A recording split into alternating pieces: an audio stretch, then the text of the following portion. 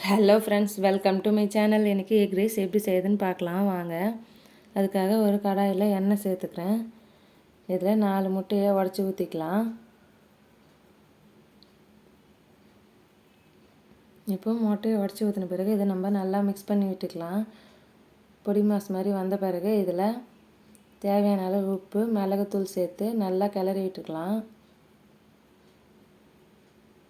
இப்போது இதை ஒரு பிளேட்டுக்கு மாற்றிக்கலாம். இப்போது அதே கடாயிலே எண்ணெய் சேர்த்துக்கிறேன். சூடானதும் கட் பண்ணி வச்சுருக்க வெங்காயம், கருவேப்பிலை சேர்த்து நல்லா வதக்கிட்டு அதிலேயே முட்டையை சேர்த்து நல்லா வதக்கிக்கலாம். இப்போது வடித்து வச்சுருக்க சாதத்தை இது கூட சேர்த்து தேவையான அளவு உப்பு, கரம் மசாலா, மிளகுத்தூள், மிளகாத்தூள் சேர்த்து இது நம்ம நல்லா கிளறி விட்டுக்கணும். ரொம்பவே சிம்பிளாக செய்யக்கூடிய ரெசிபி. நீங்களும் இதே மாதிரி வீட்டில் ட்ரை பண்ணி பாருங்கள். இந்த ரெசிபி கிட்ஸுக்கு ரொம்பவே பிடிக்கும். பாருங்கள், நம்மளோட எக் ரைஸ் ரெடி ஆயிடுச்சு. இந்த வீடியோ பிடிச்சிருந்தா லைக் பண்ணுங்கள். தேங்க்யூ.